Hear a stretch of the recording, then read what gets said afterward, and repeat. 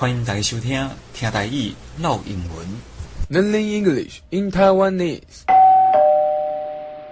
今日要讲的单元是帽仔落落时，帽仔落落时。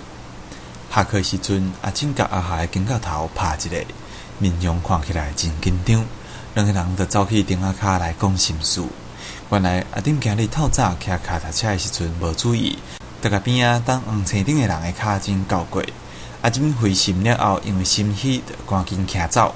虽然讲迄个人应该无受重伤，毋过阿珍事后非常的懊恼。伊对阿夏讲：迄天我应该伫个帽仔落落来的时阵，甲伊回失礼。I should have apologized to him at the drop of a hat that day. 什么？阿夏听到阿珍讲回失礼了后，佮要甲对方的帽仔扔落来。伊讲：听你安尼讲，我感觉你做欠了真唔甘愿。In my opinion, it sounds like you apologize unwillingly. 毋过这并无合理啊！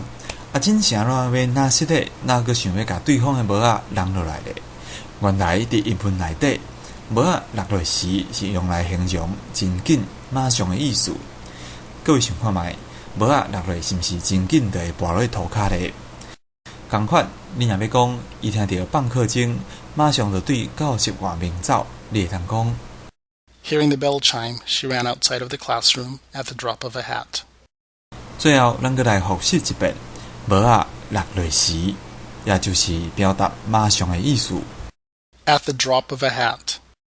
第一句，我迄天应该马上甲伊回失礼。I should have apologized to him at the drop of a hat that day.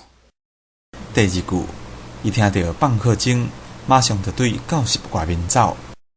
Hearing the bell chime, she ran outside of the classroom at the drop of a hat. 今日的单元，毋知各位感觉如何呢？希望大家英文会愈来愈骨溜哦。有任何意见，请写伫后面甲阮讲，咱后一回再相逢。